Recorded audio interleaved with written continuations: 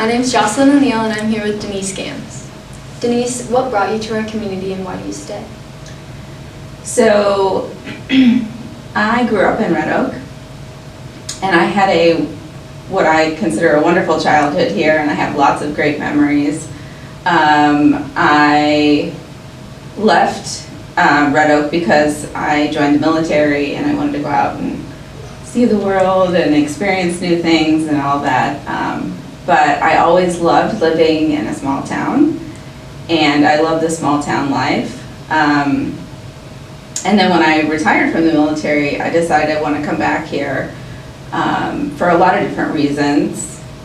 Family and friends that are here in the area, and I wanted to live in the country. That's something that I've always wanted to do.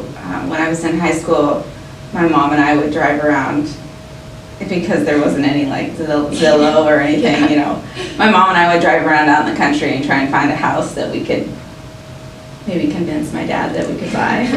And we never succeeded at that, but I always wanted to live in the country. And so when I was thinking about coming back here, Tony Johnson heard that I was looking and graciously offered to sell me 5 acres of his farmland, and so now I've moved back.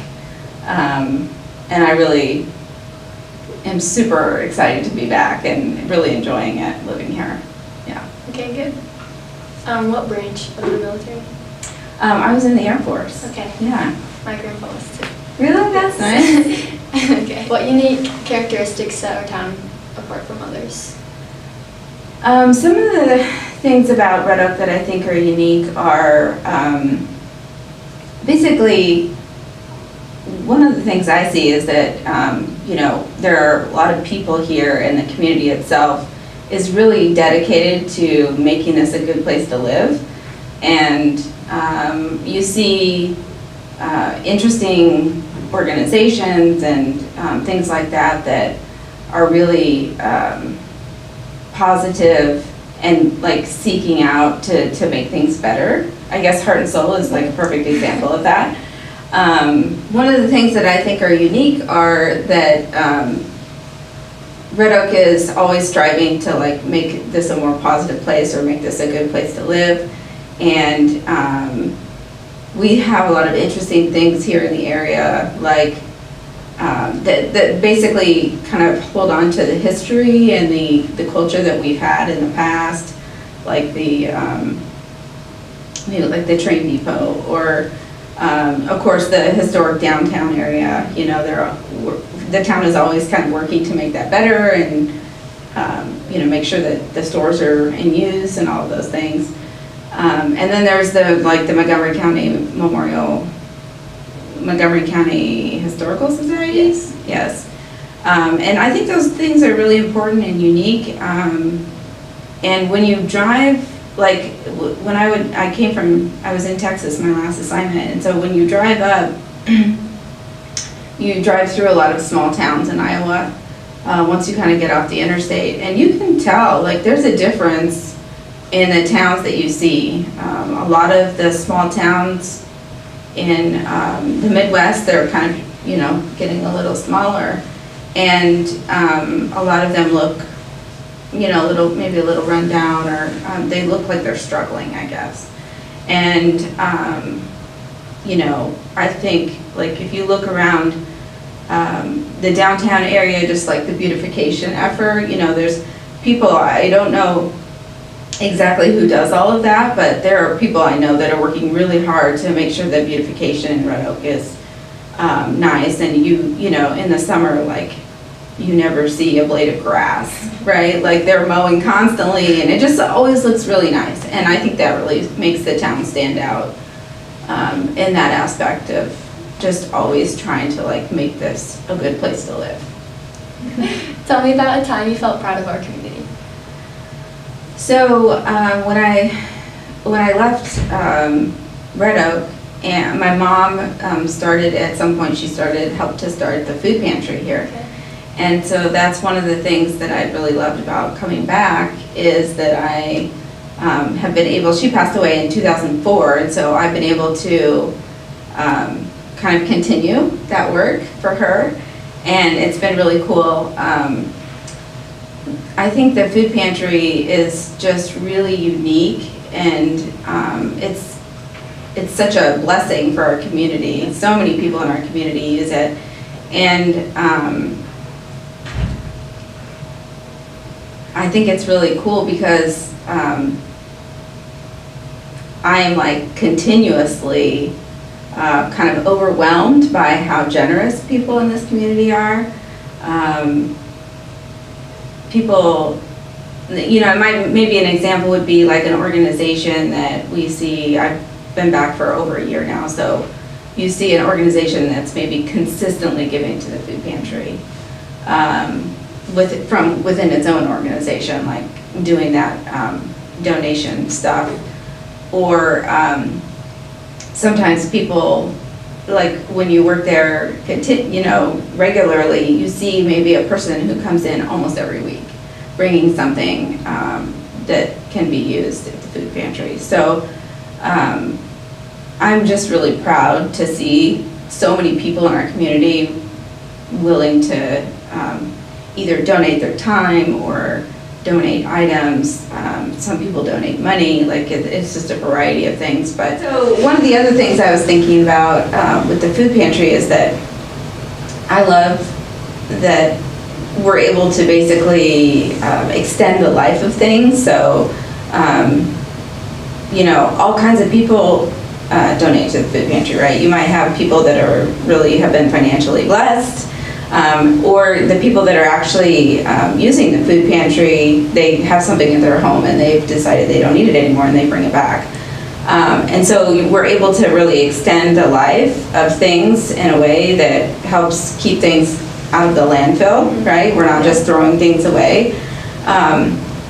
And I love to see that too. Like even the clothes that we get donated, so if they're past the point of what we think is useful, then we donate them to the high school. I forget, I don't know the name of that program, but where you guys get something back from the clothes that are donated to you as well. So it's just like this continuous like a cycle. Yeah, Mm-hmm. I like that. It's a good answer. Thank you. If you could tell a newcomer one thing about moving to our town, what would you tell them? So I think I would probably tell them,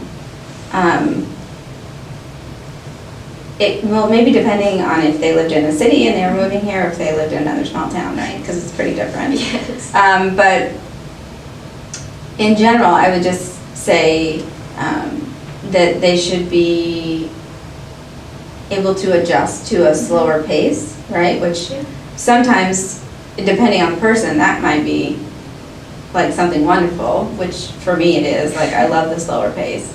But if it's someone who's maybe young and used to living in a city, that might be more challenging for them, right? But also, I would say that, you know, and I've like living in the military and living so many places, it's interesting, I've found that it doesn't matter where you are, there are always people who are going to be negative and not like it. And you would not think that would be possible. Like, for example, I lived in Italy for 2 years, and to try and think, like, what could you find negative about this? Mm-hmm. But people did it. People can always find something negative, but what I would say in general is if you're coming to a new place, to like make an effort to seek out and find the things that are neat in that place. Like some of the places I mentioned, like, you know, go to the Historical Society once if you've never been before. Even if it's maybe not necessarily fully your interest, so that you can see what's out there and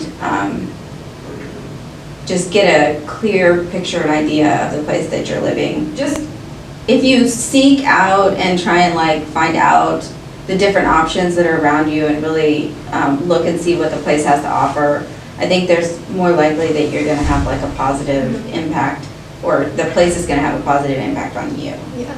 That's probably what I would say.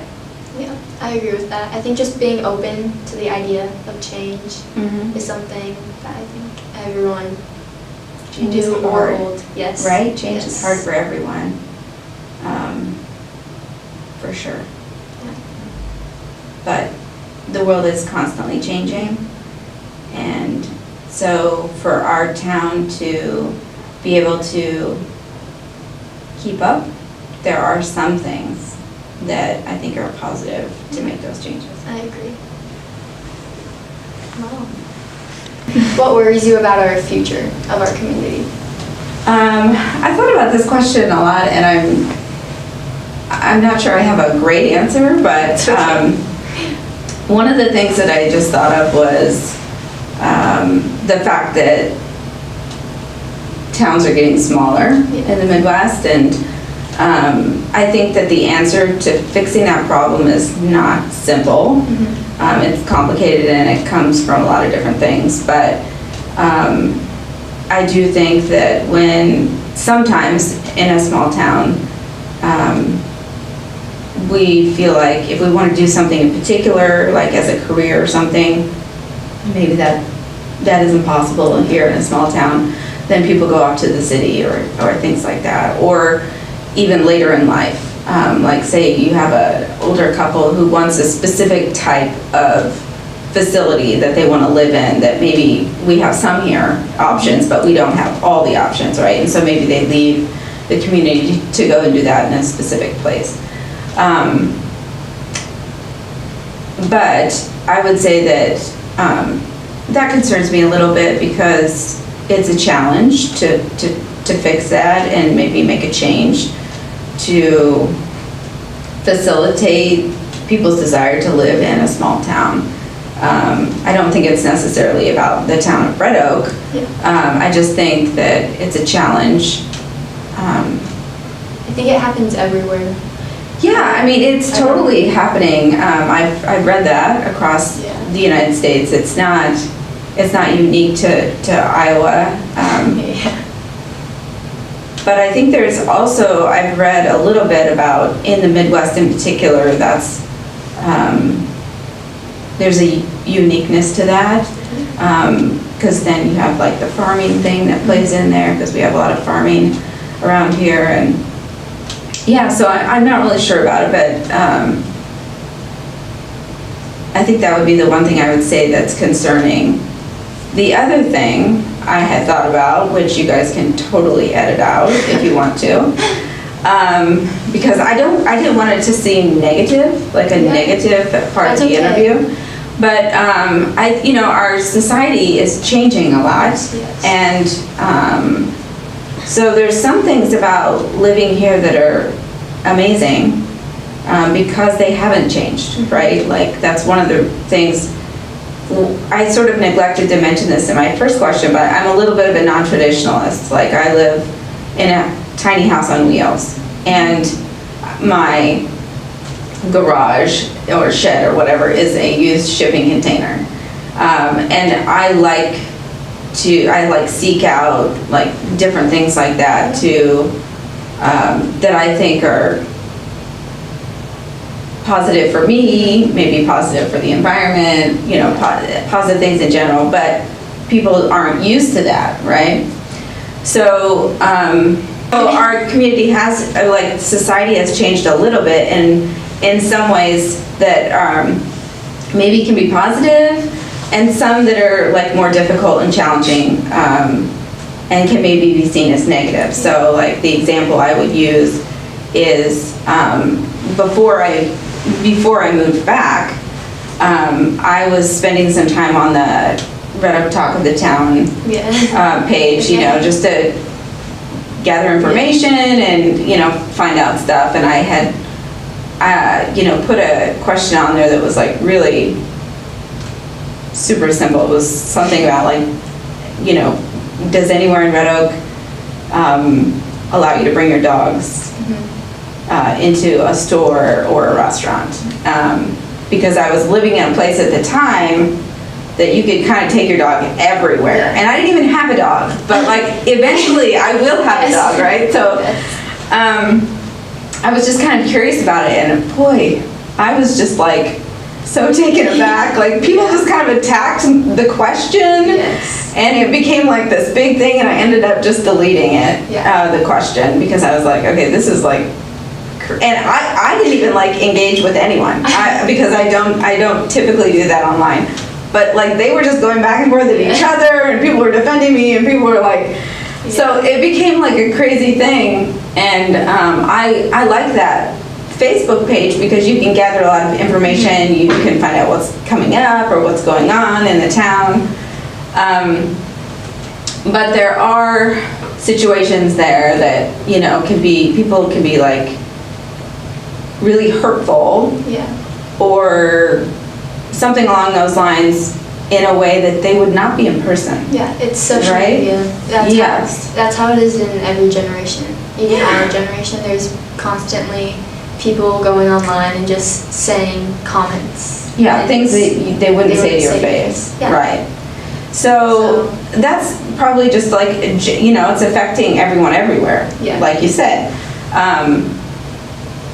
But I see that as something that can, you know, some people on that website say a lot of negative things about our town. And so it's difficult for people who maybe have never been here to ascertain if that's accurate or not, and all of those things. But so the other thing I thought of is, so like I said earlier, I love, you know, a lot of things about my memories growing up here and things like that. But I think sometimes we need to find a balance of how much we're going to remain the way we used to be, and how much we're going to adapt to the way the world is living around us, right? And so there are a lot of things here that, like, for example, when I came back, I was like, wow, this is so cool. Like, I would get something, I would pay someone for a service, like, say it was like electrical or water or whatever. Pay someone for a service, and then they wouldn't even make me pay right away. And that was just shocking to me after having lived in like big cities and things like that. You can't get anything done without paying, right? And they were like, oh, I know where you live. Like, I'll send you a bill, or, you know, whatever. And so things like that can be really, can be a positive thing because, you know, you feel like you're trusted, and, you know, it gives people the opportunity to like do things in a slower manner. Like, everything's not so fast paced necessarily. It's like a slower, just in general, way of living, and I love that about a small town. But then there's also the challenge of, so like when I lived away, I'm used to doing everything electronically. And so that's probably what I would say is the hardest thing about living here for me in particular, is that like, I'll go, like, for example, I'll go to Hy-Vee and you see someone out there like selling Girl Scout cookies or something. And I'm like, oh, I would love to, and I totally would. I would buy a box of cookies or make a donation, but I can't because I don't carry cash anymore.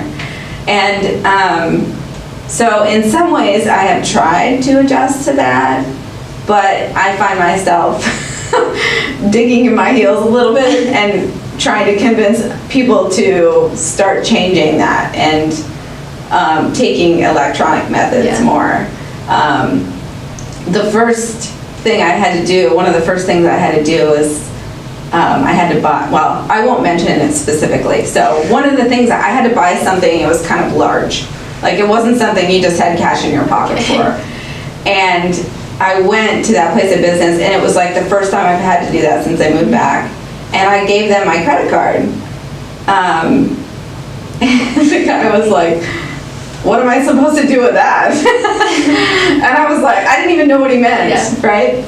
So there are a lot of places around here that it's a struggle, like, to pay for things when you're not used to that.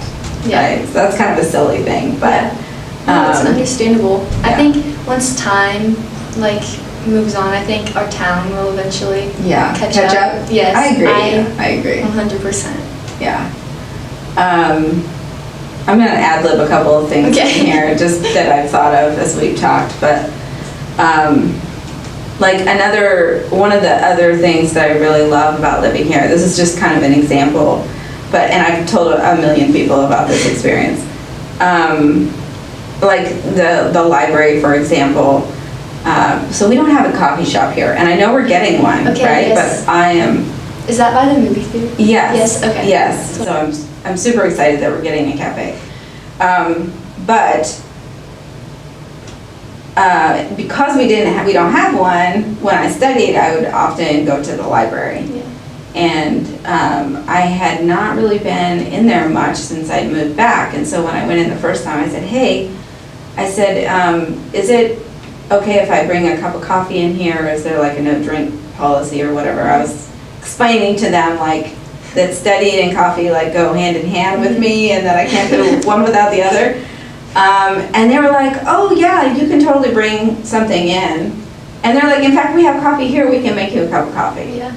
And I was like, really? And they were like, yeah, we'll make it for you. And I drink decaf, and they didn't have decaf. And I said, well, I'll just take a regular today. Normally I drink decaf.